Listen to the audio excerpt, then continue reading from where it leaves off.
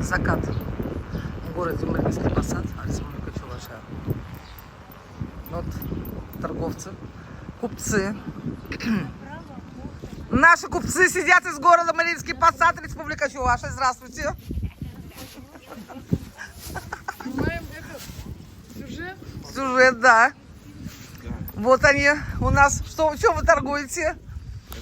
Это что, пиво, что ли? Домашнее пиво. Это что, серьезно, что ли?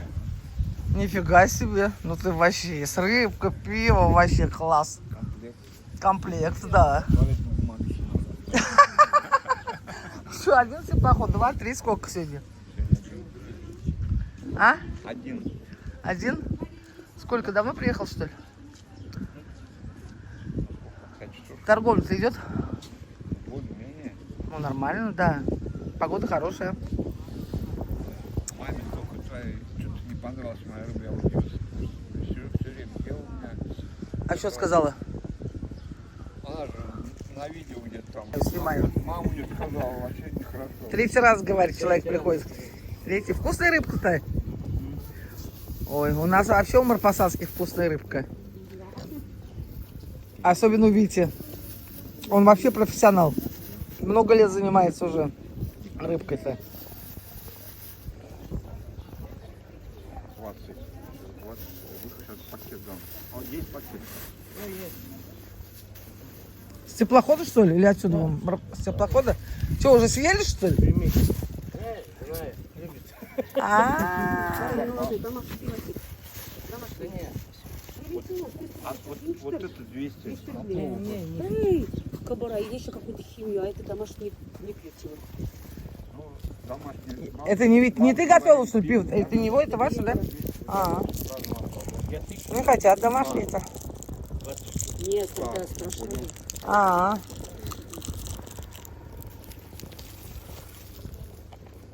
Еще 500 сдачи. Да.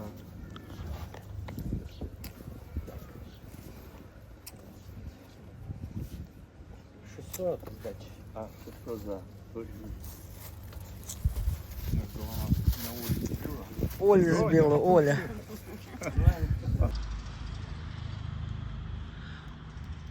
Второй раз снимаю, короче, не снялось первый раз. Смотрите, липа зацвела, зацветает. А только июнь месяц, 9 число. Такого никогда не было. Липа зацветает, значит, черника должна уже, ну, поспеть.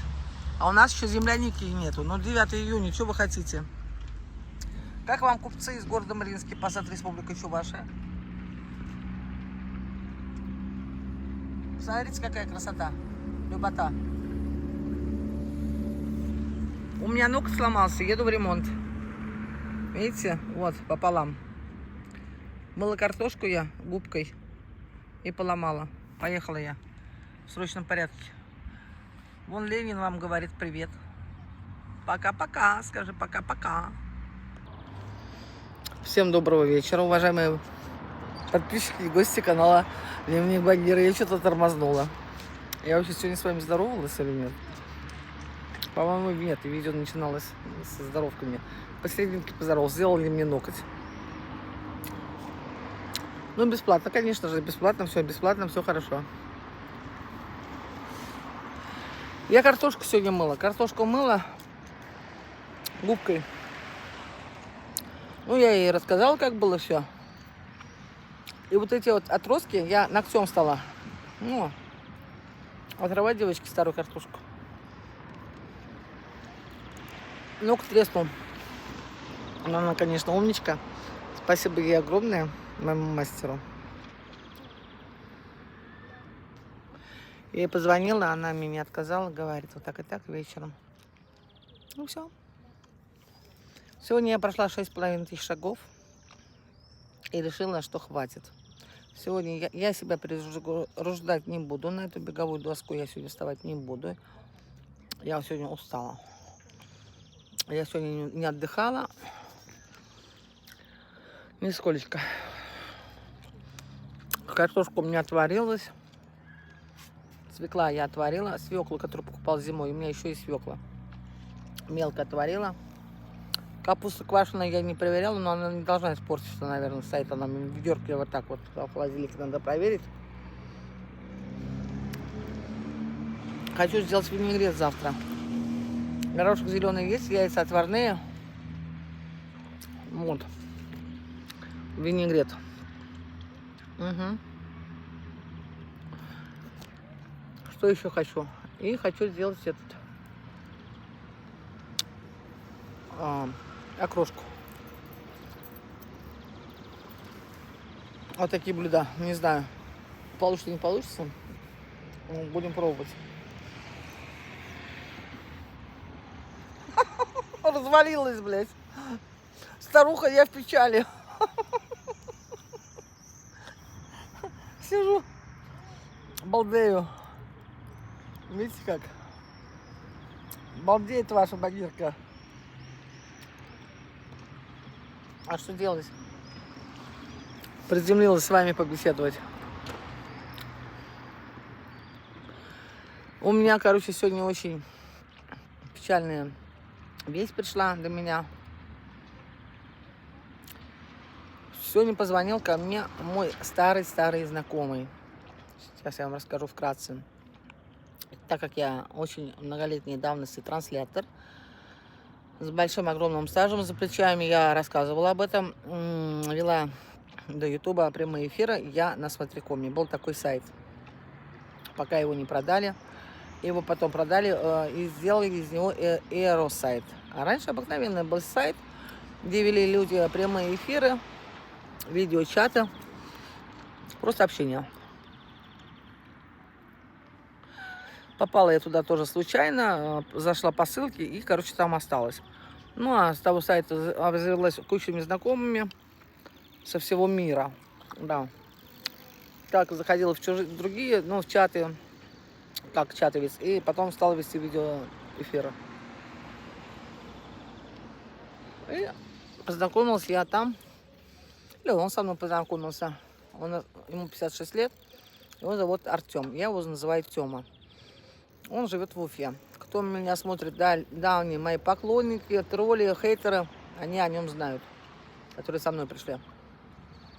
Вот. Он такой мужчина. Ну, не такой уж такой, но, может, в 1,5 раза побольше меня был. Сейчас я не знаю, как он выглядит. Может, в 2 раза больше.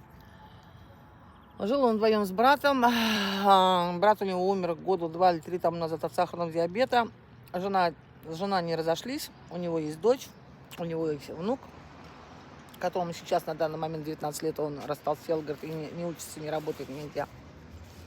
Дочка вышла в 5-й или в 6-й раз, может, в 10-й замуж за Марицей недавно и родила дочку. Вот. Ну, факт то, что у Тёмы отказали ноги. Он еще не на пенсии. 56 лет, он работал, он трудился, он на рынке работал, ну, продавцом. Там торговал курями, всячиной, там, продуктами. Потом он в пятерочке работал. И отказали ноги. Я говорю, у тебя, он говорит, секут ноги, перевязываем. Ну, лимфостаз, как я поняла. Я ухаживала за бабушкой, кто меня давно смотрит, тот знает. Вшилова с лимфостазом, у нее был диагноз лимфостаз. Если кто не знает, я не буду много говорить, почитайте об этом заболевании, это от сердечной недостаточности, прочитайте об этом заболевании в интернете, Google вам в помощь, я сейчас устала, мне не до этого. Вот, что это из себя представляет. Вот, это очень опасное, коварное заболевание. И, короче говоря, заболел он этим заболеванием. И ноги отказали, теперь он лежит и соответственно, уходит на ведро. Вот так вот. Никому он стал не нужен. Если жена еще 2 года тому назад пыталась с ним сойтись, они что-то там пытались соединиться, то сейчас уже никто никому не нужен, он брошенный, но за ним ходит племянник, которому он писал квартиру. Слава богу, хоть есть племянник. Соседка приходит ему делать 3 раза уколы. И это не инсульт, не инфаркт, это лимфомастаз. Еще раз говорю, кому будет интересно, не спрашивайте меня, возьмите Google и прочитайте. Искусственный интеллект спросите, он тоже вам ответит. Более развернуто и более подробно. Или у врачей. Вот. Ну, короче, беда. Он не лечится. И ничего не делается. Ноги становятся... Водянка становится как у слона. Слоновые ноги. Потом со временем затекают почки. И приходит конец. Почки усыхают, и приходит конец. Ну, короче, все очень плохо. Мне очень Тему жалко. Он ходил раньше в лес, и грибами занимался, и он варил варенье в прямых эфирах, он показывал это. Нормальный, простой башкирец. Простой, разговорчивый, открытый. Мы с ним часто раньше созванивались.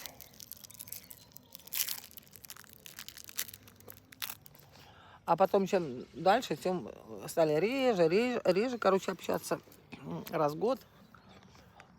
Сначала, может быть, раз в месяц, потом раз в полгода, потом раз в год, а потом и того уже не стало.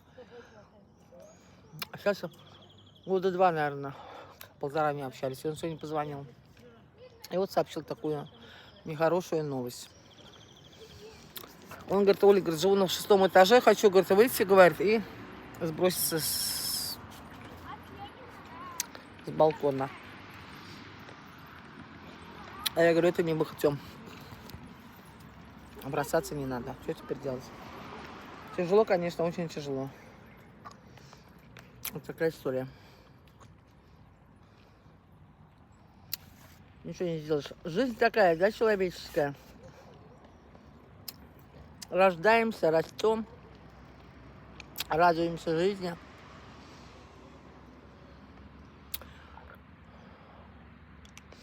Сегодня бабушка ехала с нами. Ну, как бабушка, да.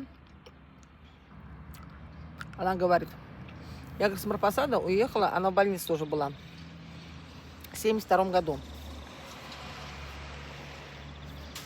Она марпасадская, муж ее марпасадский, живут она на Новочебоксарске. Я, говорит, хорошо знала, говорит, знаете, такая была Станька Солодкова, Татьяна Солодкова. Она говорит. Я говорю, вот она стоит перед вами. Да. А мама ее не знает. Она, наверное, постарше моей мамы, может, лет на 5. Мы не спрашивали ее возраст. А я, говорит, знала, говорит, и Аркадия Леонидовича, и Марию Михайловну. Вы представляете, сколько лет она не живет, она знала моих бабушку с дедушкой. Приятная была, конечно, неожиданность. И она рассказала, что у нее дочь умерла в 19 лет от рака мозга. Опухоль мозга была неизлечимая. А вот моей маме подарили, да, дом, когда на Ленинской 12. Тетка подарила, дедушкина, купчиха, я рассказывала. У нее дочка умерла в 17 лет. Она училась на отлично в школе. У нее очень был красивый почерк. Мама нашла письма тогда. Эти тетрадки. Не письма, а тетрадки. У нее там 3 могилы на кладбище. Дочка умерла в 17 лет, одна единственная. Потом у нее умер муж. И она прожила до старости одна. Вот она моей маме подарила дом свой. Когда мне было 2 года, мы туда поселились, а потом мне было 8 лет, мама продала. Я рассказывала все. И показывала. Вот эта тетка, она прожила до старости. Умерла она в дом старости, сама уехала туда. Вот так. Вот такая история. Все, будем закругляться. Спасибо всем за просмотр, за лайки, за дизлайки. Люблю, целую, обнимаю всех. Всем пока, до новых встреч.